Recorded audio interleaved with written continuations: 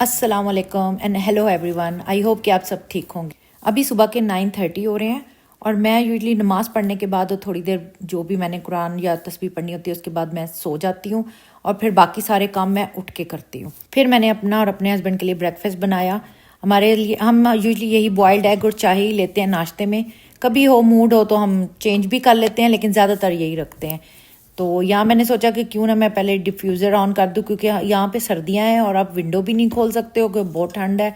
तो मैं usually cooking करने से पहले इनको ऑन कर देती हूँ ताकि घर में थोड़ी अच्छी स्मेल आती रहे, क्योंकि खानों की और मसालों की स्मेल फिर बहुत देर तक रहती है और इवन वो कर्टन सोफ़ों के फैब्रिक में भी फील होना शुरू हो जाता है। आज मैंने लेवेंडर वाला यूज़ किया, मुझे लेवेंडर की स्मेल बहुत अच्छी लगती है। तो और ये अच्छा है कि ये काफ़ी देर तक चलते रहते हैं। लाइक इसका आई थिंक जो टाइम है वो ऑलमोस्ट 6 आवर तक ये ऑन रहता है। आजकल सर्दियों के दिन है, मतलब अभी सर्दियां स्टार्ट ही हुई हैं, फॉल का कह लें सीज़न अभी बस जा ही रहा है। तो लेकिन दिन इतने छोटे हो गए हैं कि जैसे ही आप लाइक जोहर पढ़ते हो असर, और यहाँ पे तो अराउंड लाइक 4:45-5 बजे के करीब मगरिब भी हो जाती है और बिल्कुल अंधेरा हो जाता है। यही टाइम होता है कि ऐसे लगता है कि बस ये आपको 1-2 घंटे ही मिले हैं दिन के। उसके बाद तो बस सारा दिन फिर ऐसे ही फील होता है कि जैसे बहुत ज़्यादा रात हो चुकी है। मैंने कहा चलो जल्दी से अब भिंडी गोश्त बना लेते हैं।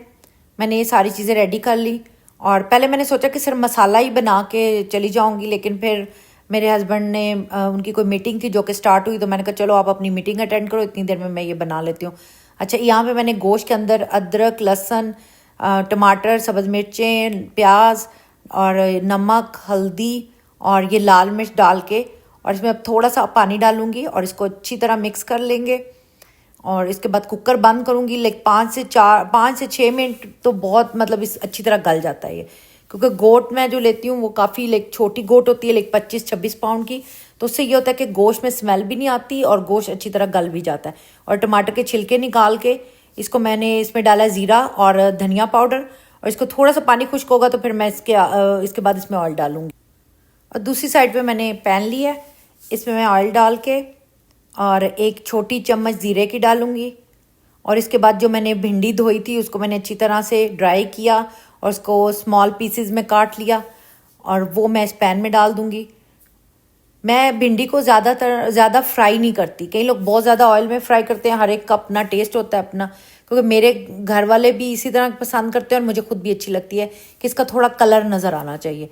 तो इसके बाद ये मैंने एक प्याज डाला इसमें, ये थोड़े से लाइक 2-3 मिनट के लिए इस प्याज को मैंने इसके साथ कुक किया है। अब टमाटर डाल के इसको भी 2 से 3 मिनट बस पकाऊंगी ताकि टमाटर थोड़े से इसके अंदर मिक्स हो जाए।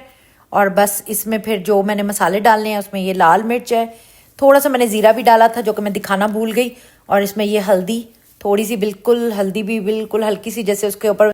और दूसरी तरफ मैंने गोश्त में भी ऑयल डाल दिया और उसको पकने के लिए छोड़ दिया। और साथ ही मैंने कहा मैं किचन भी थोड़ा क्लीन कर लूँ, क्योंकि मेरी आदत है कि मैं जो भी काम कर रही हूँ और साथ साथ मैं ना बर्तन ज़रूर वॉश कर लेती हूँ, चाहे वो डिश वॉशर में लगाने हैं चाहे उनको वैसे मतलब धोना है तो मैं धो के रख देती हूँ।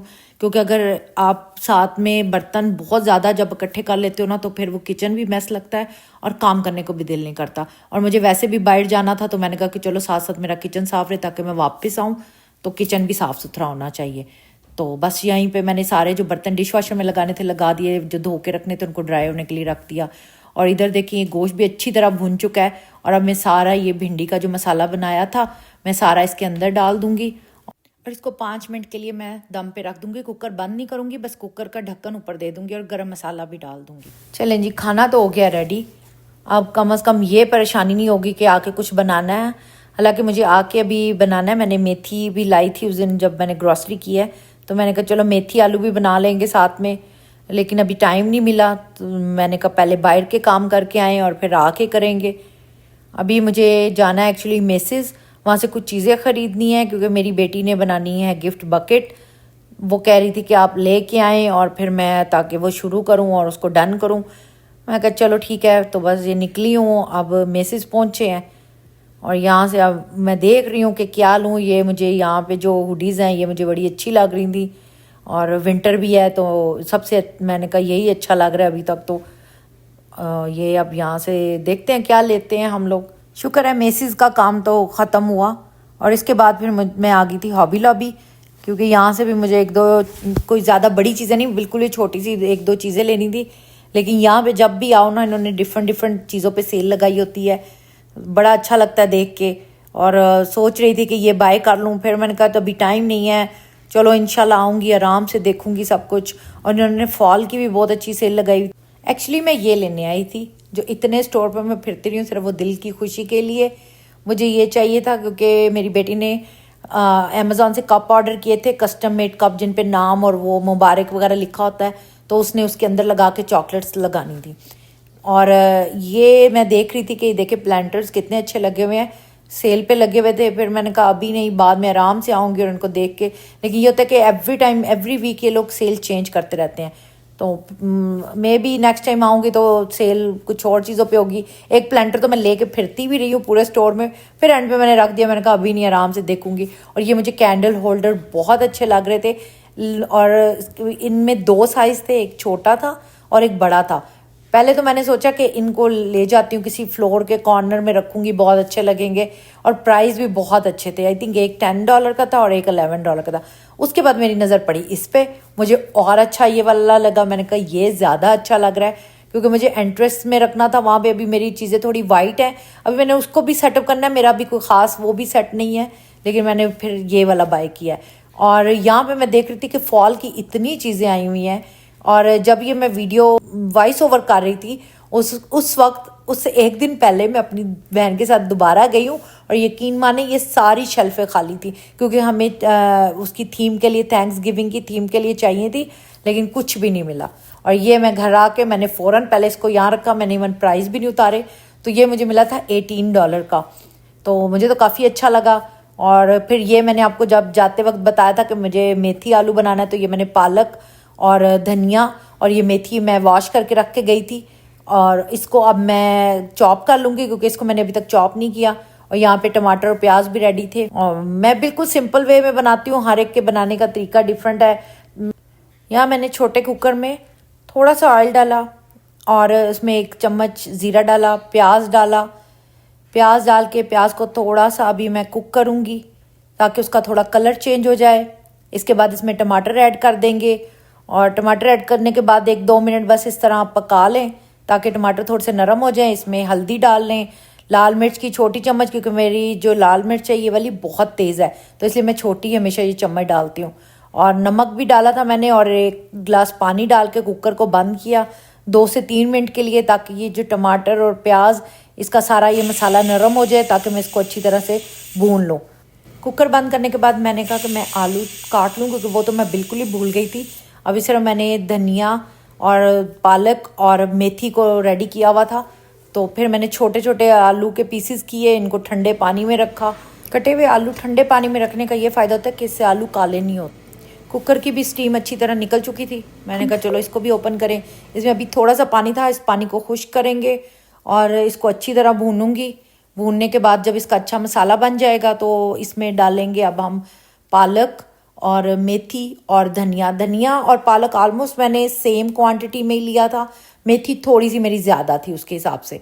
और ये अब मैं सारा कुछ डाल के इसको अच्छी तरह से मिक्स करते हैं। अच्छा, इसको अच्छी तरह मिक्स करके, लेकिन ना जब तक इसका अपना पानी खुश्क ना हो, इन मेथी का और पालक और पुदीना, जो धनिया सॉरी मैंने डाला है, उसका जब तक पानी खुश्क ना हो, आपने इसको ढक के नहीं पकाना। उसका ये होता है कि जब आप ढकते हो तो इसकी जो स्टीम है वो इसको और कड़वा कर देती है।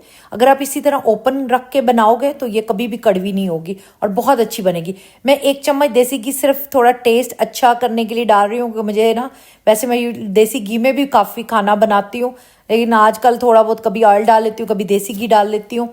तो मैंने कहा चलो थोड़ा देसी घी का भी इसमें टेस्ट आ जाए। ये देखिए यहाँ पे बहुत अच्छी तरह ये भुन चुकी है, पानी भी खुश्क हो चुका है। इसमें मैं आलू डाल के इसको मिक्स कर लूँगी। यहाँ पे आपने फ्लेम चूल्हे की थोड़ी ज़्यादा ही रखनी है, ताकि जो आलू के साथ अगर थोड़ा बहुत पानी है वो भी इसमें अच्छी तरह सारा मिक्स हो जाए, और आलू भी बिल्कुल, ये जितना भी फ्लेवर है वो आलूओं में भी आ जाए। तो इसके बाद मैं क्या करूँगी कि 1 कप दूध, आप चाहे तो क्रीम ले लें, चाहे इसमें दही डाल लें, चाहे दूध डाल लें, ये 1 कप दूध है जो मैं इसमें अब डालूंगी। और इसके बाद इसको कुक करूंगी। इससे बड़ा इसका अच्छा टेक्सचर आएगा, क्रीमी भी, और इसका फ्लेवर भी बहुत अच्छा हो जाता है इसके साथ। तो ये आप पे डिपेंड करता है कि आपने दही डालनी है, दूध डालना है या क्रीम डालनी है।